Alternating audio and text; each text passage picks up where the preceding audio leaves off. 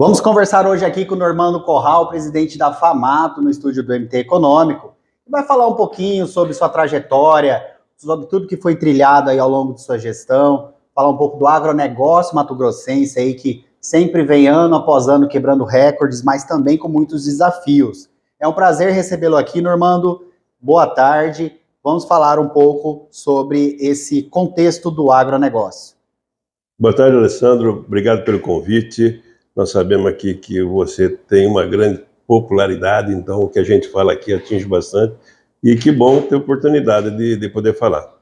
Mas você diz, me apresentando, né, Normando, presidente da FAMATO, eu sempre gosto de fazer, não uma correção, mas um destaque, né? Presidente da FAMATO é um papel que eu desempenho, concedido pelos presidentes de sindicatos rurais que votaram em mim para o mandato. 2 mandatos, então estou no final do segundo mandato e são 2 mandatos, lá é uma reeleição apenas. Certo. Mas o que eu falo que eu de fato sou paulista de origem, engenheiro agrônomo por formação, produtor rural por opção e vocação, morador em Tangará da Serra desde janeiro de 1982. Esse sou eu, esse é o Normando.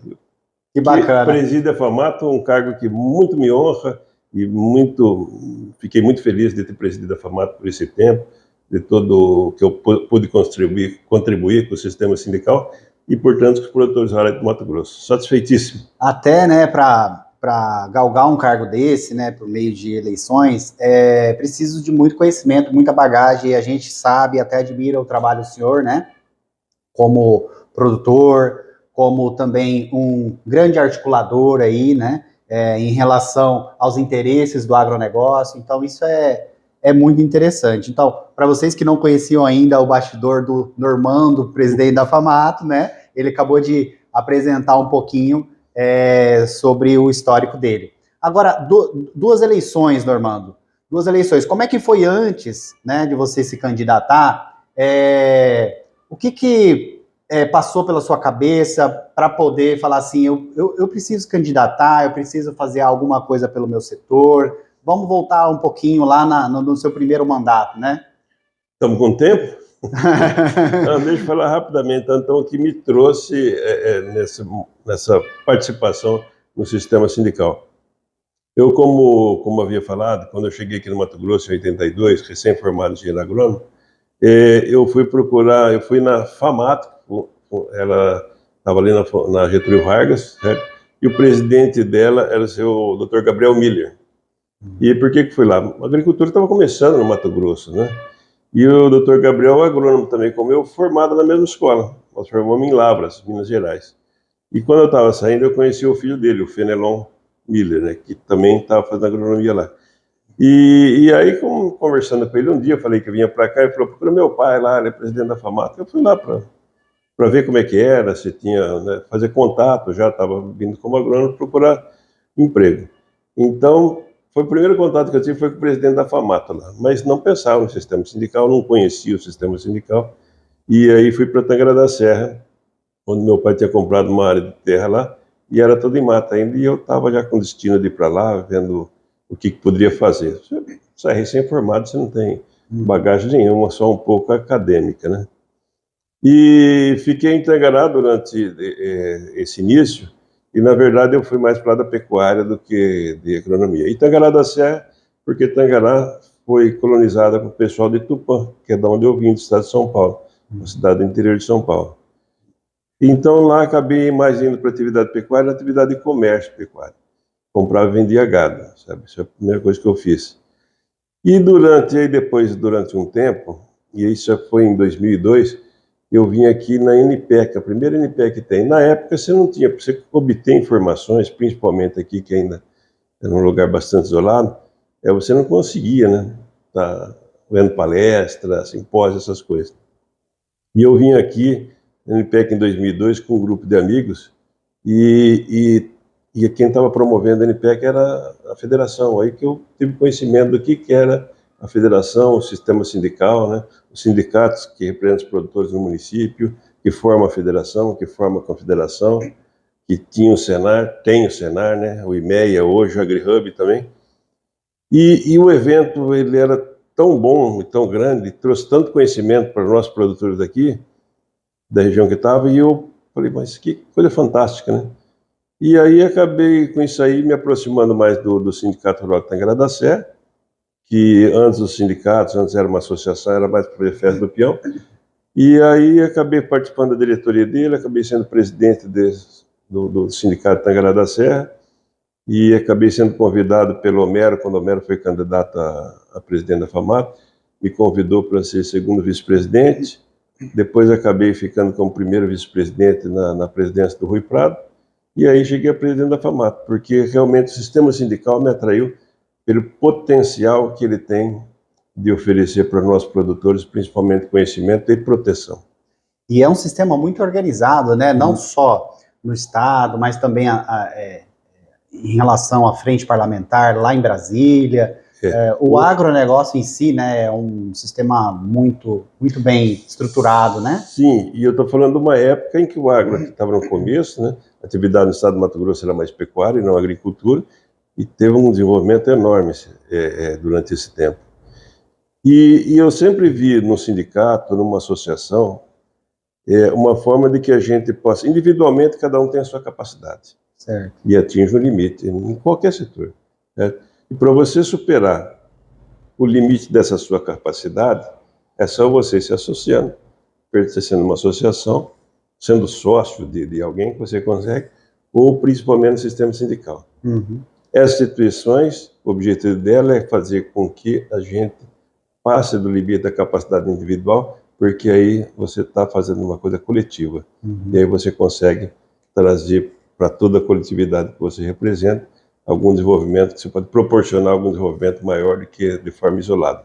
Então, sempre vi dessa forma, e isso aí que me atraiu no sistema E sindical. o mandato lá é por biênio, né? São 2 anos? Não, são 3 anos. Ou são três, triênio? Anos, na federação são 3. Nem todas as federações são assim. Na FAMAT é 3 anos para uma reeleição, mais 3. Certo. Então tem 6 anos que o senhor está à frente aí da entidade. 6 anos que eu estou como presidente. 6 anos. O que me trouxe bastante satisfação nas realizações que pude fazer. Teve uma pandemia pelo meio do caminho, mas em forma nenhuma falar a pandemia prejudicou minha gestão, nada, longe disso. Quer dizer, estava ali, tinha que passar a pandemia. O vírus prejudicou a mim, né, que contraí e fiquei de forma grave durante um tempo. Mas tudo isso aí foi superado. Então, tenho certeza e eu tenho a grande esperança que eu tenha contribuído e feito da FAMAT o que eu tinha que fazer como presidente, entregá-la para quem vai me suceder de melhor forma que eu recebi. Não que os outros não tenham feito. Cada um que passa tem que contribuir. Vai tendo um ciclo, né? As instituições perenizam dessa forma. Agora, nessas 2 gestões que o senhor realizou, no decorrer dos 6 anos, qual foi o assunto mais contundente, o entrave lá que vocês tiveram que superar de uma maneira, né, com muita união da classe, com muito esforço, porque a gente sabe que os entraves políticos... Você quer por ordem alfabética? Muito, vamos colocar mais ou menos assim, por ordem dos acontecimentos que teve. Nós tivemos uma questão do Fundo Rural, que foi bastante debatida, né, que foi um negócio complicado para nós produtores. Nós tivemos aqui no governo anterior e nesse aí uma discussão muito grande quanto ao FETAB, certo? Que nós sempre reclamamos de infraestrutura, e dou um depoimento aqui que o atual governo fez bastante quanto a isso. Nós tivemos o fim da contribuição sindical, certo? Que era uma forma que a gente tinha de sobreviver, nós tivemos tudo isso aí. Mas eu acho que o maior problema que teve durante todo esse período foi a questão da pandemia. Não que a atividade tenha sofrido com isso, na verdade ela se desenvolveu nesse período. E aí as questões políticas, de eleições, essas aí são normais, né? Acontecem, às vezes são eleitos aqueles que a gente gostaria e apoiamos, e às vezes não. É o caso da presidência da República, que não teve o apoio dos produtores rurais. Teve de alguns, mas não da maioria, obviamente. Isso é natural. Mas durante toda a gestão, o que eu tive mais dificuldade de lidar, por causa das atividades que a gente faz, especialmente no caso do Senar, o Senar é a qualificação de pessoas, Serviço Nacional de Aprendizagem Rural, foi na pandemia. Na pandemia, quer dizer, todo mundo teve problemas, né? Uns mais que outros, mas foi um período difícil de a gente não conseguir colocar em prática tudo que gostaria. Entendi. Mas, por outro lado, né, também houve algumas estruturações para o universo online do Senar, né, deu umas melhorias. O que vocês fizeram em relação a essas dificuldades? Quanto assim? a isso, toda empresa, qualquer empreendimento, todos nós passamos por uma mudança no comportamento de cada um, né? Certo. E nós vimos que muitas coisas a gente não precisava andar em distâncias tão longas como nós estamos no estado do Mato Grosso para resolver. É a mesma coisa que um contato presencial? Não, não é. O contato presencial é imprescindível, mas você consegue fazer muita coisa de forma remota. As próprias reuniões online, né, reuniões facilitaram. online, no começo até as pessoas se adaptaram para não virar aquela bagunça mesmo, mas isso aí tem resolvido muito, muito mesmo. Uhum. Ao contrário, não economizou nosso tempo. Na verdade, ele tomou mais tempo. Que as reuniões online tinham os horários para começar e, né, para terminar. Para terminar. Muito, muito rígido isso aí. Tomou todo o tempo. Eu tenho muita dificuldade, não gosto muito das redes sociais, certo? Aí também eu tenho sempre tive, falei, olha, nem tudo tem melhorado. Reuniões online são boas, mas as redes sociais às vezes elas nos prejudicam. Há muito comentário, muita coisa, incentiva muita coisa errada. Então, foi um período de aprendizagem para mim também, certo? De saber lidar com isso aí. Mas o julgamento que faço se deu certo ou não é meu, né?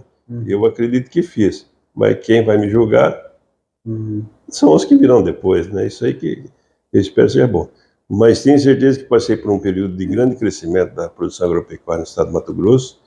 E isso aí graças à vocação do produtor rural do estado do Mato Grosso. Aqueles que aqui estavam e aqueles que para cá vieram. Agora o senhor falou do FETAB, né? Na gestão anterior, vocês buscaram reivindicar mais investimentos em infraestrutura e agora na Assembleia está tramitando algumas mudanças. Isso deve ser favorável ou não para o setor de vocês, de acordo com a proposta do atual governo? Bom, aumento de imposto nunca é favorável para ninguém. Ninguém gosta disso aí. Mas eu falo, o imposto mais caro que existe é aquele que não é bem utilizado para o fim do qual ele foi criado. Então, isso é um problema. E nós já vimos os recursos do FETAB aqui, durante um tempo, serem mal utilizados. Agora também é o seguinte, não pegando só de um setor.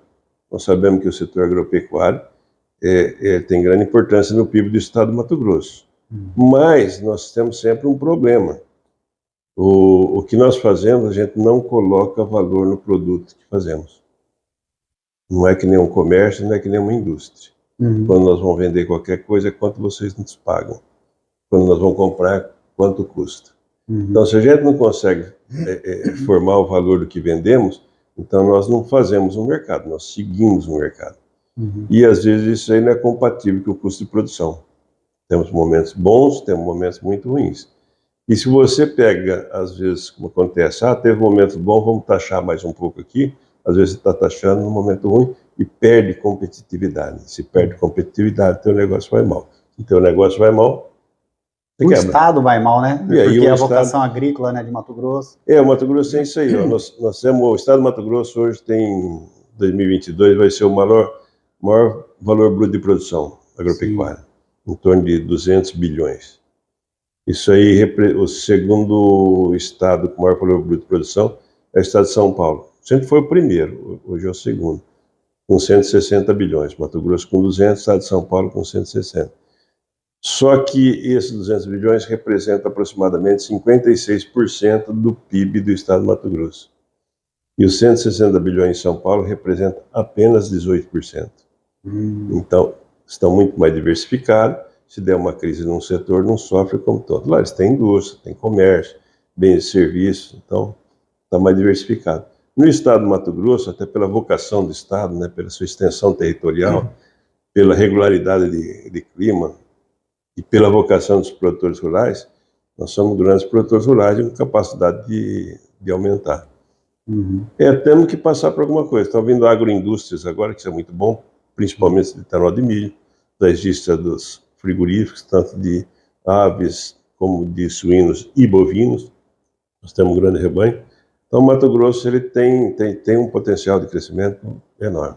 É um grande estado. E essa atração de indústrias, né, aumenta a arrecadação. Hoje a gente até publicou uma matéria falando do impostômetro, né, que foi arrecadado recorde de 40 bilhões até o momento, cerca de 11% a mais do que o mesmo período do ano anterior. E a gente sabe que tudo isso, né, é uma somatória de vários setores, comércio, indústria, agronegócio, mas a gente sabe que o agronegócio tem uma contribuição muito grande com relação a isso, né? Principalmente esse desenvolvimento aí industrial para uma terra tão fértil, né, quanto a nossa, que fértil, assim, há uns anos atrás ninguém acreditava, né, no cerrado, né, e depois começaram a descobrir que dava para fazer, né, dava para acontecer aqui. Então, assim, é um setor que contribui muito, né? Por que eu ressalto isso? Porque tem bastante gente que fala sobre a Lei Candir, né? Critica o agronegócio porque não paga sobre a exportação e tal, mas as pessoas deixam de observar toda a cadeia de impostos e cadeia empresarial que o agronegócio fomenta, né? E a própria geração de emprego e tudo mais, né? Alessandro, você me permite só fazer uma correção, quer dizer, as nossas terras não são férteis, né? Elas têm, a estrutura química delas é pobre. O cerrado é assim. Cerrado. E o grande desenvolvimento do cerrado foi fazer essa correção. Mas tem uma excelente estrutura física, grande parte do cerrado, a maior parte de terras argilosas, que é a melhor produção. E a regularidade do clima. Então nós temos aqui condições topográficas excelentes para a produção agrícola, uma estrutura física muito boa e regularidade de clima. Isso é muito bom. A outra coisa aí, falando do desenvolvimento, o agro é uma atividade primária, então ela é geradora de todas as outras, certo? É a partir de uma atividade primária que você acaba gerando prestação de serviço, comércio, até mesmo indústria, mesmo que a indústria não esteja localizada aqui. Mas você tem esse círculo virtuoso. E eu vejo aqui, como eu disse, eu moro em Tangará da Serra. Então, quando eu moro em Tangará e demoro em Cuiabá. Então, aqui eu fico em hotel.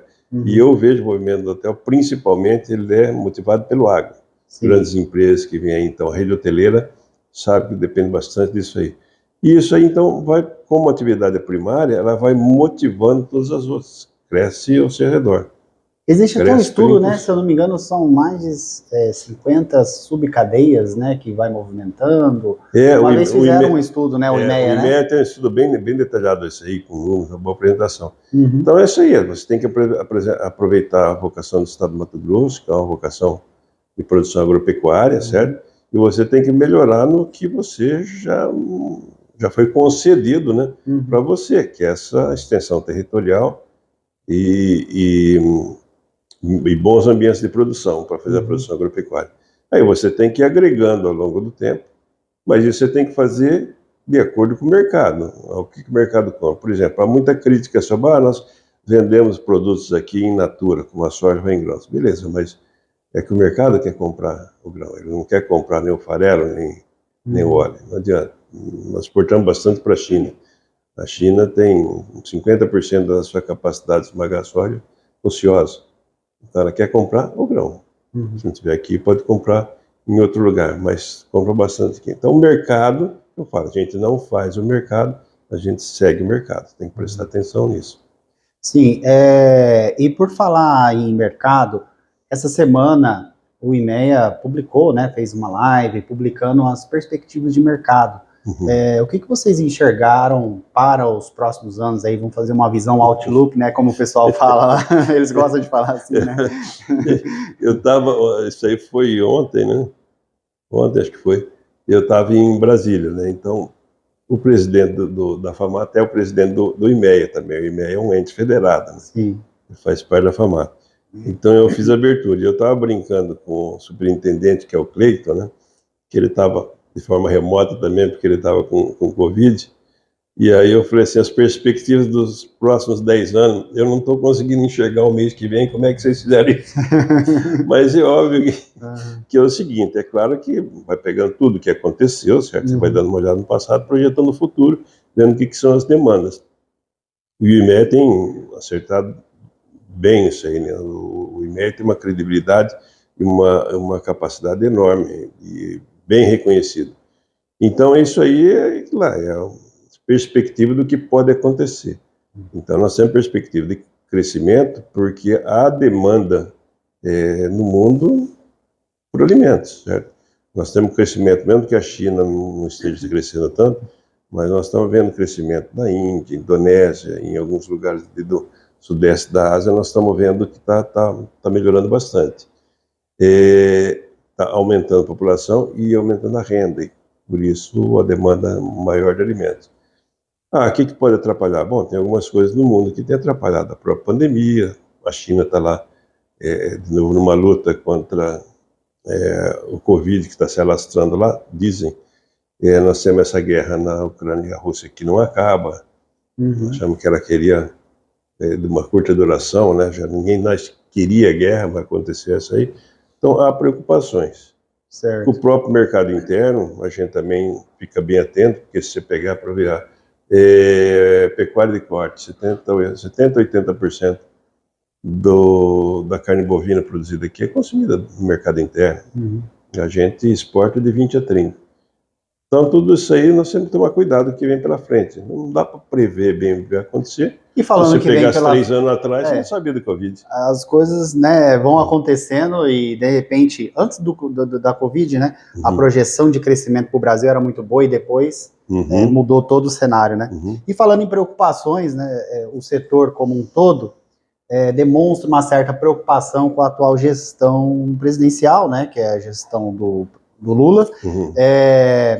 Alguns não, muitos estão preocupados com invasões, estão tentando criar mecanismos para se proteger, né, desse tipo de situação. Como é que é a visão de vocês em relação a isso? A visão nossa não é comum, nem todos têm a mesma opinião. Então a gente vê aqui no estado do Mato Grosso mesmo, a imensa maioria dos produtores apoiaram o governo Bolsonaro, a candidatura do Bolsonaro, mas alguns apoiaram do Lula. A vida é assim, né? Nossa preocupação principal é caso venha de novo o MST, com toda a sua forma de agir, que normalmente é fora da lei, né? Então isso é uma preocupação. Enquanto isso, a gente conversa entre nós e também com as autoridades, né?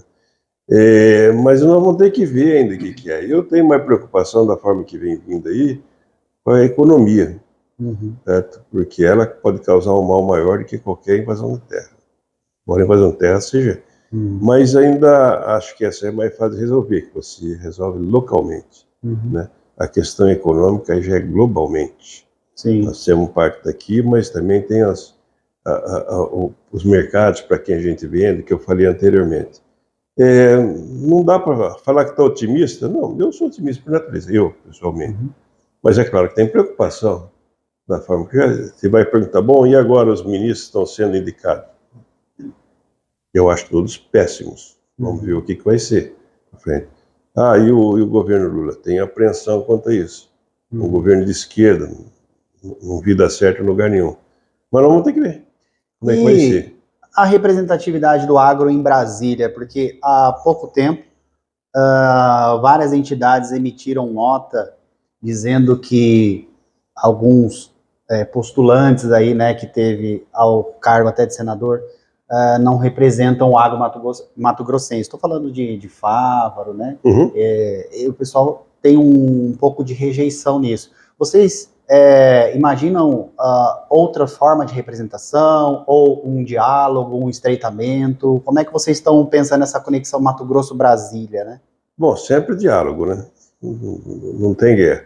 Quanto a isso aí, cada um tem seu posicionamento. Como você citou, alguns soltaram algumas cartas que não representam tal. Bom, você citou aí nominalmente, então eu vou falar do Fábio. Ele representa porque ele é um senador, né? Embora possa ser que alguém não goste dele, mas ele é um senador da República. Então ele representa o estado do Mato Grosso lá no parlamento em Brasília.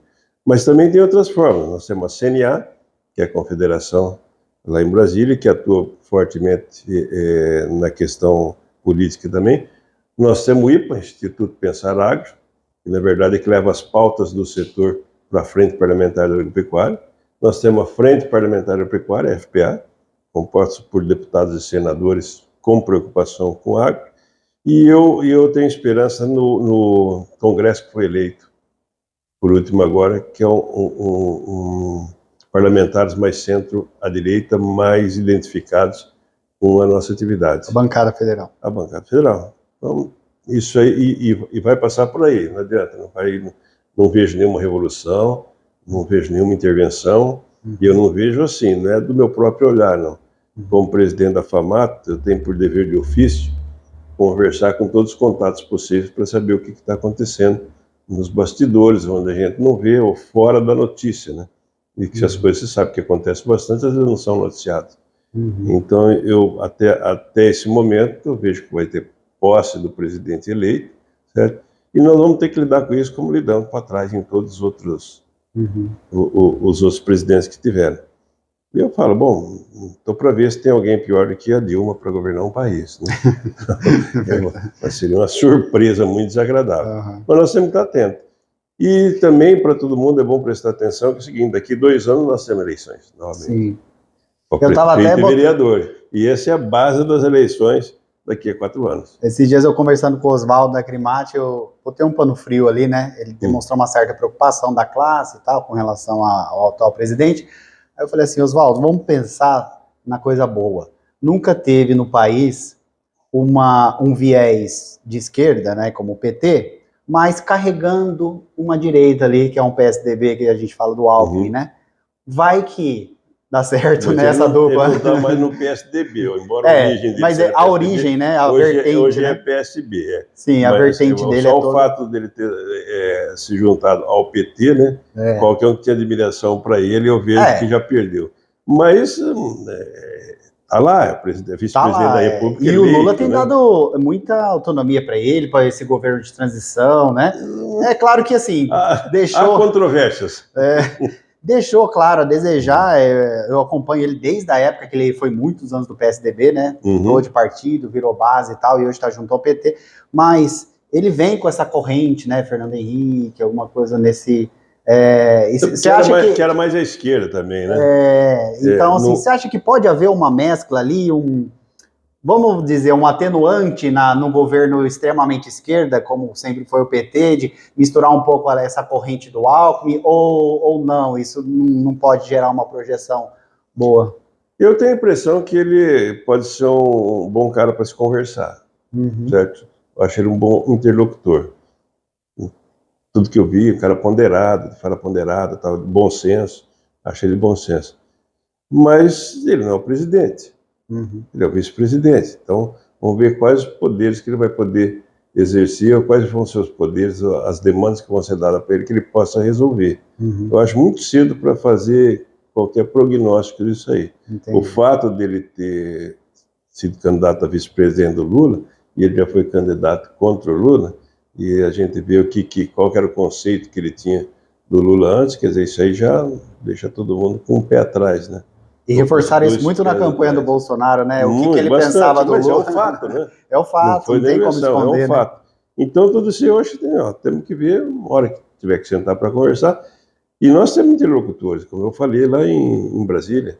Quer dizer, há deputados, há senadores que entendem, compreendem e nos defendem lá, que podem fazer essa interlocução. Nós temos que dar apoio para isso aí. Mas de pensar já como fazer política, né? A gente tem que começar, não é pensar só o presidente, vamos pensar só na presidência da República, não é só, nós temos que começar lá da base, do município. Sim. Vereadores, prefeito, deputado estadual, governador, deputado federal, senador, presidente, é nessa ordem. Agora, Normando, o senhor está chegando à reta final do seu mandato, né, depois de 2 gestões, né, consecutivas. E quais são as perspectivas, seus planos daqui em diante? O senhor também faz parte da CNA, né? Faço, estou no Conselho Fiscal da CNA, mas não é, o Conselho Fiscal não é executivo, né? Então, tem algumas coisas que eu tenho que fazer lá, mas não precisa constantemente eu estar em Brasília. Mas é uma forma de estar ainda comunicando com a CNA, certo? E levando algumas ideias, alguns projetos que possam ser aplicados. Mas a conversa sempre é feita das federações com a CNA através do presidente da federação, de cada federação. Certo. O senhor vai permanecer ainda na diretoria da FAMAT, em algum cargo? Não. Não pode, né? Não é que pode, até pode, mas eu acho que não tem sentido isso. Né? Eu vejo no Brasil, né? Tem algumas coisas que eu cito o Sarney, foi presidente da República, depois voltou a ser senador por um estado que nem era o dele, eu acho aí. Então, eu já fui segundo vice-presidente, primeiro vice-presidente e presidente, certo? Eu posso contribuir com qualquer demanda que tiver da federação, do sindicato rural, mas não na diretoria, não tem sentido nenhum. Posso contribuir, pode auxiliar, desde que a atual diretoria precise, necessite e queira, né? Não é isso aí, eu tenho isso aí tranquilo. Uma contribuição mais consultiva, né? Isso, pode no ser. sentido de toda essa larga experiência que o senhor acumulou, né, ao longo do tempo. Desde que aqueles que estão na gestão queiram fazer consulta, isso aí, cada um tem o seu trote, né? O seu estilo. Mas eu já arrumei algumas outras coisas para fazer. eu brinco às vezes, né? Vou falar aqui que estou me sentindo bem à vontade, né? Que eu falo, não, eu tenho uma coisa que sempre me acompanhou e eu tenho uma sequela do Covid que acabou agravando isso aí. As pessoas perguntam preocupadas, não, mas o que é? Eu falo, preguiça. Não, preguiça não é nada. Mas não, pode se falar com bastante deitar sinceridade. Na rede, lá na fazenda. Não. Eu falo com bastante sinceridade o seguinte. Nós somos, como eu falei, eu sou fornecedor de cana para uma empresa chamada ISA. E nós temos uma associação que fundamos em 2002, os fornecedores de cana, que eu fui o primeiro presidente lá, fui por outra oportunidade, e teve um chamamento agora, falou assim, então, a término, eu conheço o término do segundo mandato do presidente que está lá, o Ricardo Manhã, meu amigo. Ele falou, bom, agora que acabou o mandato, você não quer pegar isso aqui? Eu falei, vamos embora. eu gosto da atividade, representatividade, e é importante, a gente, é o que eu falo, a forma da gente superar a limitação individual é fazer alguma coisa de forma coletiva. Isso ainda não foi divulgado oficialmente, né? Que o senhor vai assumir o setor lá de cana, representatividade. Já foi divulgado? Não, já ainda foi divulgado, mas aqui é uma coisa bem local. É uma coisa local, né? Muito local. A associação nossa é dos fornecedores de cana da UISA. Da UISA. Certo?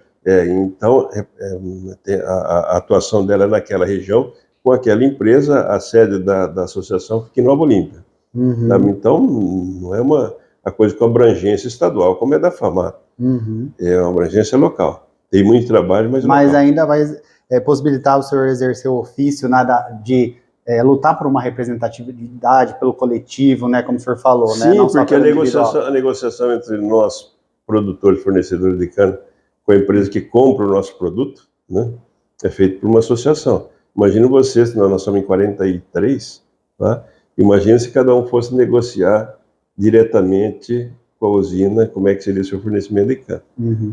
Obviamente, a gente estaria muito mais enfraquecido, né? Com certeza. Então, você tem que fazer uma coisa em conjunto. Isso aí é o normal, é o dia a dia. Então, e nós temos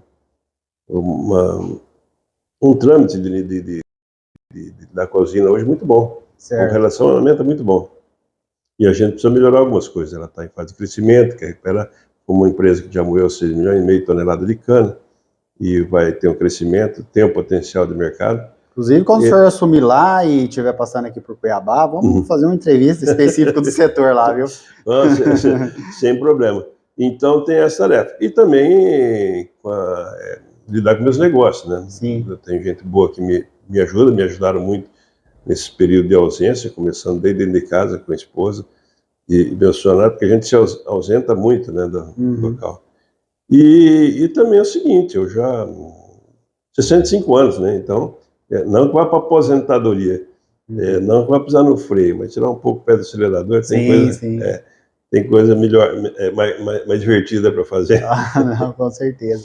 Meu irmão, eu queria agradecer a entrevista aqui no MT Econômico, parabenizar por essa gestão, né? A gente acompanha aí, a gente está sempre noticiando os principais assuntos aí relacionados à FAMAT, IMEA, né? Que a gente admira tanto, o Instituto, AgriHub, Senar e todas as entidades aí coligadas, né? À federação. Desejar uma boa sorte, né? Nessa nova trajetória, né? Na cana, que é algo que o senhor conhece mais do que ninguém aí. E o senhor, por favor, deixe as suas considerações finais aqui na entrevista. Bom, Alessandro, olha, primeiro, obrigado, agradecer de novo o convite. Você é um dessa área, né, de jornalista, que realmente a gente consegue conversar, porque você sabe do que está falando e sabe fazer a gente falar, né? Porque tem vezes, às vezes você vai dar entrevista para alguém e não consegue fazer a gente falar. Você é um cara, até falei demais aí já. Você é um cara que consegue. Então, você tem que só agradecer, você também tem uma grande credibilidade no que você faz. Isso é muito bom quando a gente tem um canal que a gente possa falar isso aí e que as pessoas não desvirtuam, não distorçam aquilo que nós falamos. Então, na verdade, parabéns para você. E eu, agora no final do mandato, estou muito feliz, mesmo, realizado, sabe? Tem muita coisa que me deixou bastante realizado. Quer dizer, posso continuar a caminhada fazendo outra coisa, cuidar dos meus negócios, não ficar descuidados, mas ficar mais perto de casa, que eu também gosto. Sim. E se aparecer alguma coisa diferente, estamos aí. Né? Com certeza. Não estou aposentado, não. Tem certeza que não estou aposentado, não. E fica aí, ó, as portas abertas para, né, quando o senhor assumir lá a entidade da Cana, a associação, né, para falar um pouco desse setor. Mais uma vez, obrigado. Eu que agradeço. E parabéns aí por toda essa trajetória. Obrigado pelo apoio.